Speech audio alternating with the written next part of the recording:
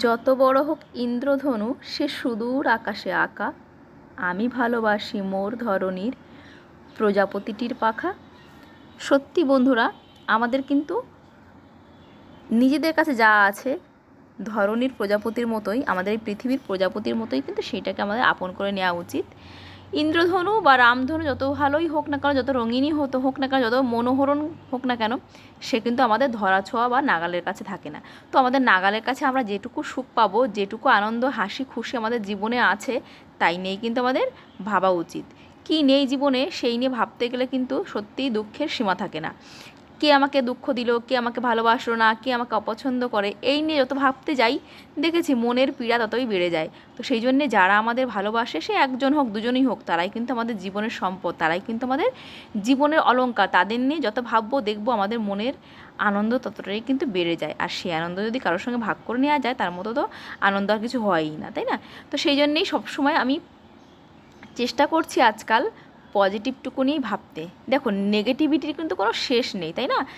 Positivity কিন্তু সীমিত, কিন্তু চারিদিকে দেখো নেগেটিভিটির ছড়াছড়ি। তো সেই জন্যে সবসময় আমাদের মনে রাখা উচিত যে আমাদের জীবনে ভালো যেটুকু আছে সেইটুকু নিয়ে আমরা ভাববো। যতটা দুঃখ আমি জীবনে পেয়েছি, যত অবহেলা পেয়েছি, যত ঘৃণা আমরা পেয়েছি, যত আমাকে মানুষ ছোট করেছে, সেইগুলো নিয়ে আর ভাববো না। তাহলে দেখবে দুঃখটা কিন্তু একসময় ফিকে হতে হতে একদম ম্লান হয়ে যাবে। তো সেই জন্যেই কিন্তু আমি চেষ্টা করছি কাজকর্ম নিয়ে বিজি থাকতে। তুমি যতই কাজকর্ম নিয়ে ব্যস্ত থাকবে না, ততই দেখবে মন খারাপ করার সময় বা বিলাসিতা তোমার কাছে থাকবে না। সত্যিই তো, আমিও ভাবি যে মন খারাপ এক ধরনের বিলাসিতা। কারণ যাদের হাতে সময় থাকে না, তাদের মন খারাপ হয় না। মন তো খারাপ তাদেরই হয় যারা সময় পায় মন নিয়ে ভাবার। তো সেই জন্যেই দেখো, সকালবেলা কিন্তু একটা কাণ্ড ঘটে গেছে।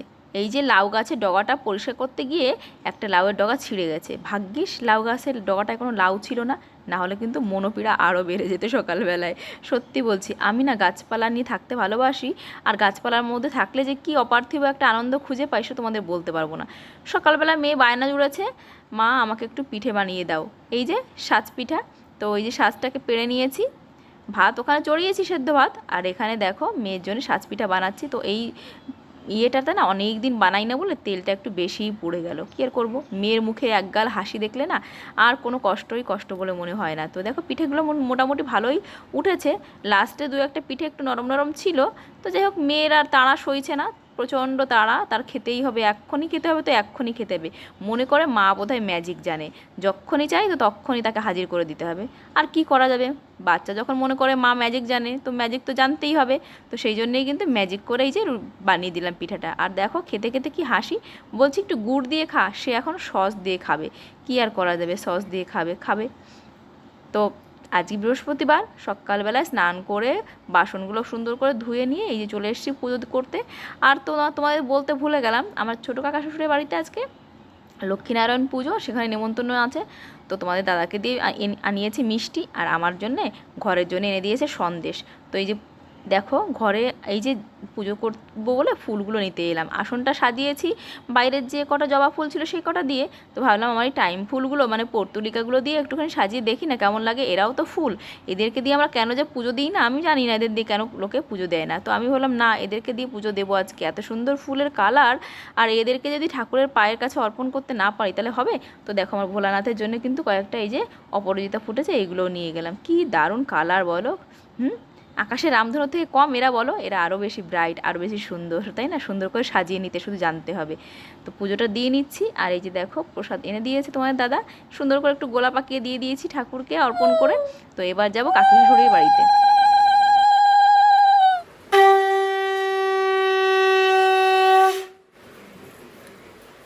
তো কাকা শ্বশুরের বাড়িতেও শঙ্খ ফু আর কি শুনতে পাচ্ছি, বুঝতে পেরে গেছি ব্রাহ্মণ এসছে। তো তাড়াহুড়ো করে আমিও যাচ্ছি আমাদের বাড়িতে যে প্রসাদটা দিতে যাবো, এই যে কাকিমাদের বাড়িতে যাচ্ছি। সবাই খাবে, খিদে পেয়ে গেছে। মেয়ে তো পিঠে খেলো, তোমার দাদাকে খেতে দেবো এসে। কেন আমি বলে গেছিলো, কেন ছোট্ট আমিদের বাড়ি যাচ্ছি, ছোট্ট আমিদের বাড়ি যাচ্ছে। হ্যাঁ, মেয়ে আর আমি এই যে দেখো যাচ্ছি, ওকে রেখে আসবো। কারণ বাচ্চা মেয়ে অনেকক্ষণ থেকে বলছে মা যাবো যাবো। তাই আমি বললাম দাঁড়াও বাবা, আমি একা একা পাঠাবো না, একা একা বেরোবে না, কুকুর টুকুর থাকে, অনেক সময় কামড়ে দেয়, খুব সমস্যা হয়। তারপরে আমাদের বেশ কয়েকটা স্টুডেন্টকে না কুকুরে কামড়িয়েছে এবছর, ভীষণ ভয় ব্যাপার। তো দেখো এই যে এখানে দিয়ে গেলাম ওকে। আর দেখছি পুজো তো শুরু হয়ে গেছে। এসো বন্ধ পুষ্পং লক্ষ্মী নারায়ণায় যুগলাভ। মেয়ে রয়েছে, আমি চলে এলাম তোমার দাদাকে খেতে দেবো, কারণ 10:30 বেশি বাজে, ওর শরীরটা ভালো না। মুখে কি একটা উঠেছে, এখানে একটু ওষুধটা নিয়ে নিয়েছি। আর এখানে দেখো আমি আবার এলাম ডাকতে, তো মেয়েকে ডাকতে এলাম। আর পুজো কমপ্লিট, দেখো এই যে প্রসাদও নিয়ে এসেছি। তো এই যে ঘরে বড় মেয়েকে নিয়ে খাচ্ছি, আর তোমার দাদার জন্য খাচ্ছি আমরা সবাই মিলে। আর এখন এই যে কাকা শ্বশুর খবর দিয়ে গেল যে খিচুড়ি প্রসাদটা হয়ে গেছে গোবিন্দভোগ চালের। মেয়েদেরকে ঘুম পাড়িয়ে এই যে ছাদে এলাম, ছাদে এসে একটু শাকগুলো তুলছি, লাউ মানে পাট শাকগুলো তুলছি। সত্যি কথা বলতে কি জানো, পাট শাকগুলো তোলার সময়ই হয় না।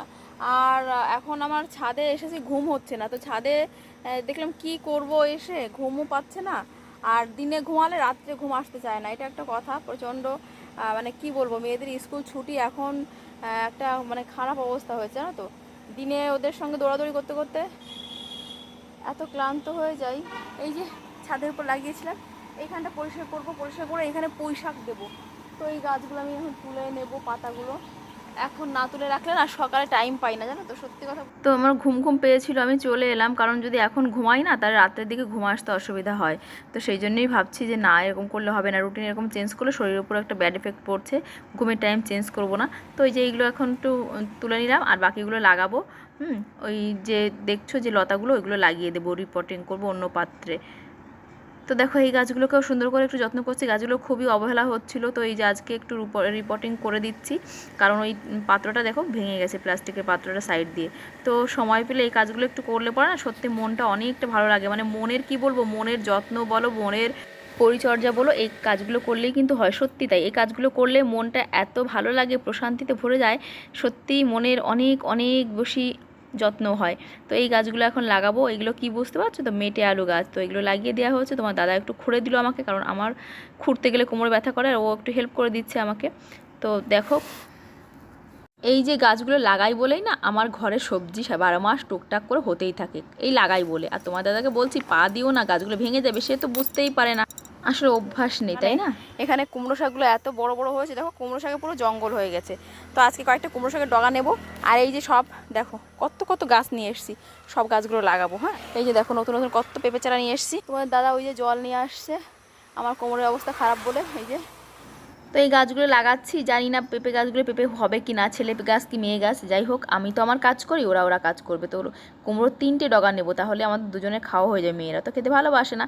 এখানে বিকালবেলা তোমার দাদা দেখো বলছে ঝড় আসবে করে বাজার করতে গেছে, আর এই কত রকমের খাবার দাবার মেয়েদের জন্য নিয়ে এসছে। আর ছোটো মেয়ের পছন্দের লিচু এই যে নিয়ে এসছে, মেয়ে তো খুবই খুশি। আর এই সবজিগুলো আমি এখন তুলে রাখছি, এবার যাব মেয়েদেরকে পড়াতে। তো তোমার দাদা বলছে তুমি এবার পড়াতে বস। হয়ে গেলে হয় নাকি, বই খাতা নাও, সুন্দর করে গুছিয়ে জায়গায় রাখো। তুমি একটা ভালো মেয়ে না, খাবে কি করে মেয়েরা, দেখো হয়ে গেছে। আর মেয়ে বলছে আর ফ্রেঞ্চ ফ্রাই করেছে, ভাত তো খাবে না। দাঁড়াও, ভাত খেতে হবে এটা দিয়ে। ফ্রেঞ্চ ফ্রাইয়ের মতো আলু করেছে ভাজি, মেয়ে তো আনলাদে 8খানা ভাত খাবে না, শুধুই আলু খাবে। তো আমি একটু তাড়া মেরেছি যে ভাত খেতে হবে। আর এখানে দেখো কালকের জন্য সবজি কেটে কুটে রাখছি।